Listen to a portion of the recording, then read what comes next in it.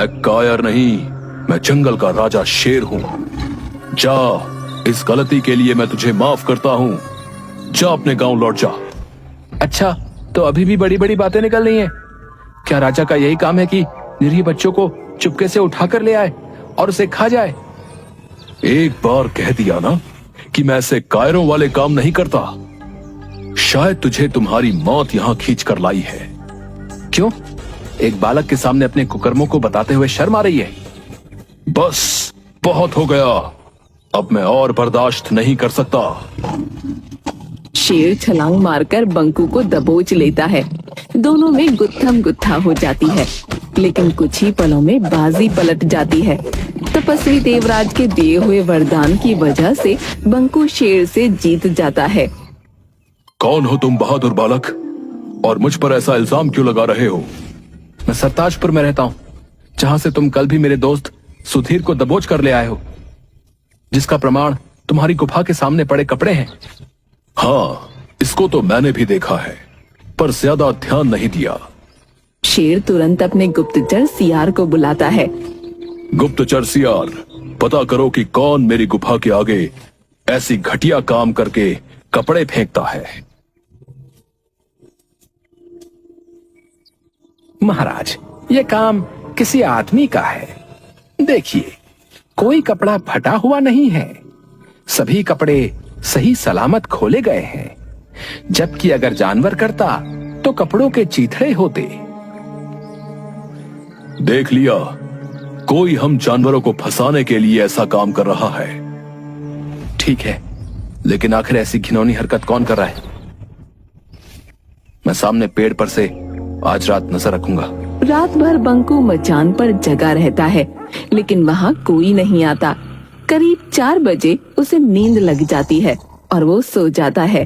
तभी चिड़िया की आवाज सुनकर बंकू जग जाता है। वो देखता है कि कंबल ओढ़े हुए एक आदमी सुधीर के कपड़ों को शेर की गुफा के आगे फेंक रहा है। बंकू मचान से उतरकर उस आदमी को पकड़ लेता है। भौंकता कहाँ है? जरा अपना चेहरा तो दिखा। भोगा, तुम तो गांव के सारे बच्चे तुम ही गायब कर रहे हो। मरेगा, सब मरेगा। अब कोई नहीं मरेगा, अब बस तू ही मरेगा। इतना कहकर बंकू जोर से भोगा के पेट में मुक्का मारता है, लेकिन भोगा को कुछ नहीं होता। अलबत्ता भोगा के एक मुक्के से वो बेहोश हो जाता है। समय पर शेर के आ जाने से भोगा वहाँ से भाग जाता है। उठो बालक। वो कहाँ गया?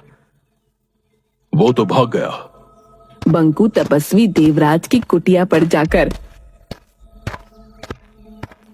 प्रणाम महाराज। आदमखोर शेर को मार डाला तुमने? नहीं महाराज, आदमखोर शेर नहीं, आदमखोर शमशान में रहने वाला भोगा है। लेकिन आपके वरदान ने उस पर क्यों काम नहीं किया? मैंने वरदान दिया था कि जानवर के सामने तुम में उससे 10 गुना शक्ति आ जाएगी। ये आदमी पर लागू नहीं होता। उस भोगा में तो बहुत शक्ति है, उसे परास्त करना मुश्किल है। भोगा ने एक ऋषि को खाने में मांस दे दिया था। तब ऋषि ने उसे शमशान का मांस खाने का श्राप दे दिया था। उसको मारने का क्या उपाय है महाराज? वो सिर्फ बेल के पेड़ की लकड़ी से बने औजार से ही मर सकता है। लेकिन उसे मारने के तुरंत बाद 200 गज उसकी परिधि से बाहर निकलना होगा, नहीं तो सामने वाला भी मर जाएगा।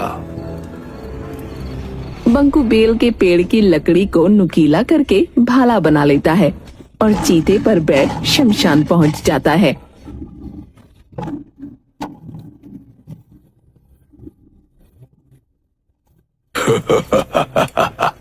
आ गए, आज तेरी मौत तुझे यहाँ खींच लाई है। अभी तुम्हारे दोस्त सुधीर को ही खाने जा रहा था, लेकिन अब पहले तुझे खाऊंगा। चीते, तू भाग जा, नहीं तो तू भी मारा जाएगा। पहले तू बचकर दिखा, ये ले। बंकू भाले से कई बार वार करता है, लेकिन भोगा को कुछ नहीं होता। बालक, हो गई हसरत पूरी। अब तू मेरा शिकार बनेगा। तभी अचानक तपस्वी देवराज वहाँ प्रकट होते हैं। बंकू, भाले को उसकी नाभि में मारो। बंकू जैसे ही भोगा की नाभि में भाला मारता है, एक विस्फोट होता है।